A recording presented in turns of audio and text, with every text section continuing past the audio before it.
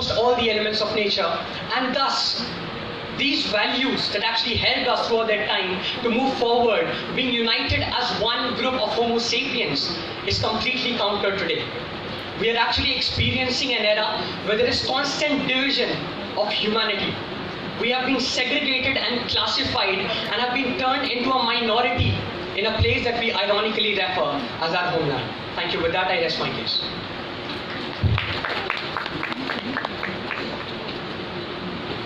The speaker spoke for 3 minutes and 40 seconds.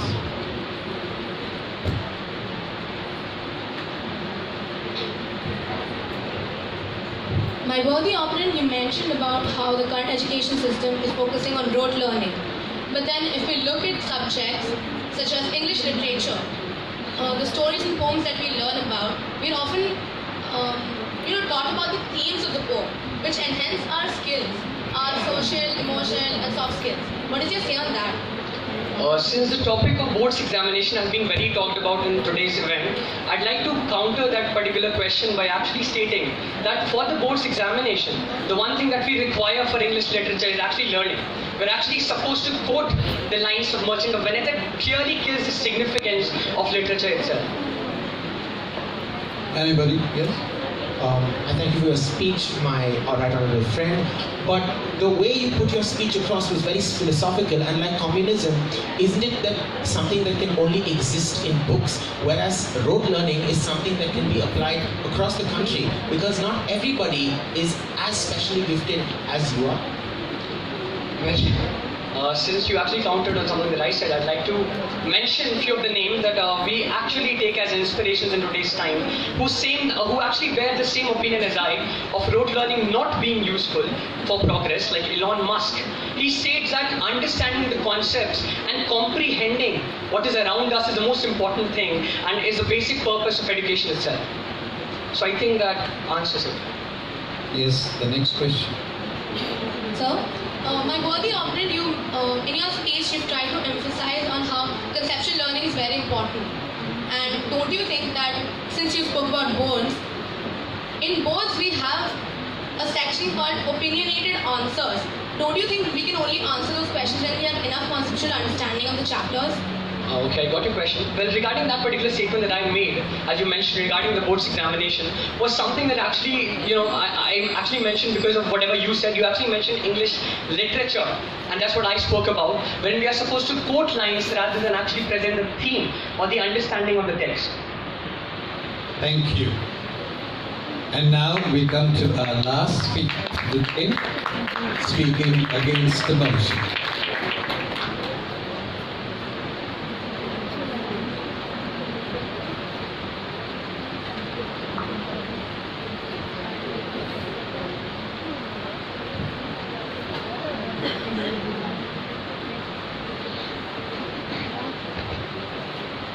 It's already been a very long and tiring afternoon.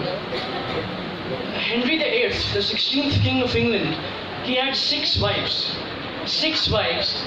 And I realized that to make the premise of my boring speech a bit interesting, I must begin by telling you what Henry VIII told his wives. I shall not keep you long. We humans, we reside in a community. We dwell within a society. And the most fundamental bedrock upon which any society is premised is education. Education is the all-round growth and development of an individual. And schools undoubtedly are the most prominent source of education, an epitome of both intellectual as well as moral growth. The proposition states that schools do not help us develop skills which we require to succeed in life, and I stand against the motion. Now, according to me, the most important requisite we must possess in order to be successful is good communication.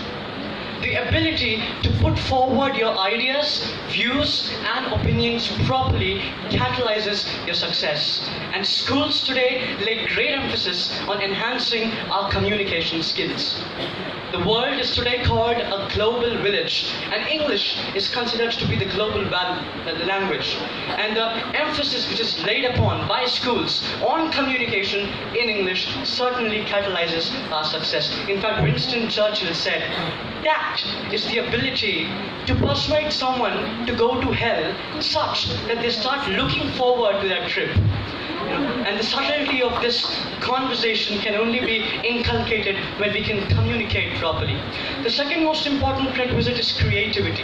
We have to be creative. I'll tell you what is creativity. When our intelligence, our intellect starts having fun, we call it creativity. And schools do focus on this. This very competition we are a part of.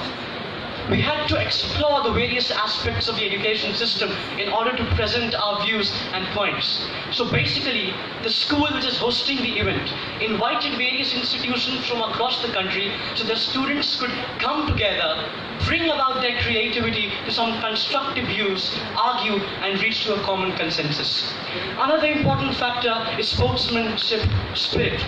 Any activity organized in schools, be it a group task, be it an educational trip, or be it a sport camp, enables us to cooperate, collaborate, and synchronize well. And working harmoniously is certainly one of the greatest catalysts if we want to achieve success in life. My fellow opponents talked about how the implementation of knowledge is essential. I agree with you 110%. It is the implementation of knowledge. It is the implementation of the information which you receive which actually makes you successful. But how will you implement your knowledge when you do not retain it? Which brings me to rote learning. If memorizing something, if rote learning something helps you actually retain the information which you've received, I think putting it to some constructive use at some place or some time required actually helps you a lot. And my final point is handling stress and pressure. Now, we humans are said to be 70% water. So basically, we are cucumbers who in this digitally paced era have to undergo a massive amount of stress and anxiety. And schools focus on handling this. The yoga classes which are being introduced, the meditation sessions which are held, all of these help in solving this problem. In fact, as far as India is concerned, on the 21st of June, the International Yoga Day, the students of the country created a world record by performing yoga more than anyone else in the entire world. So basically, it's a process which catalyzes success. I would like to conclude by stating that saying that schools do not help in developing skills which help us succeed in life is similar to finding a leakage in a gas pipe with the help of a lighted matchstick. Thank you. Cool. Thank you. The speaker spoke for 4 minutes and 23 seconds.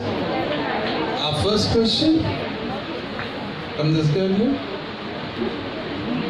Sir, I want to ask you, how many people who you actually meet can speak really well in English? Can you please repeat your question? It was a bit ambiguous. Sir, you mentioned speaking in English being by you students. How many people do you actually meet who can speak really well in English? Well, I think being a global citizen, I will not restrict myself to the resident of a particular country or an area.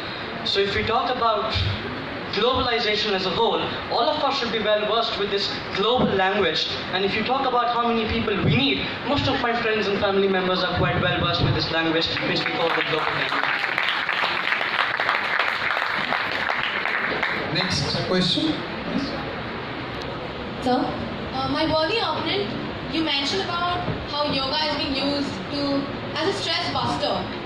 But then don't you think the very fact that schools are taking away the sports lectures and co-curricular lectures is kind of contradicting your point that you stated?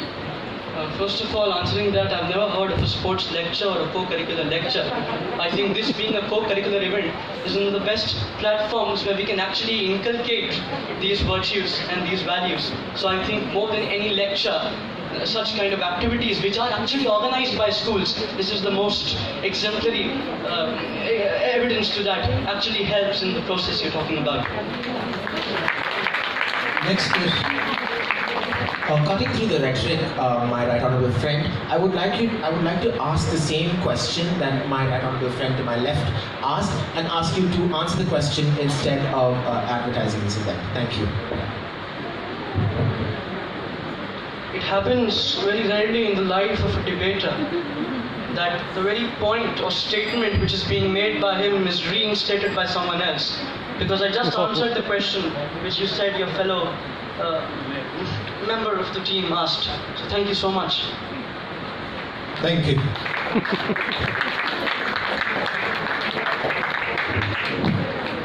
That brings us to the end of this competition.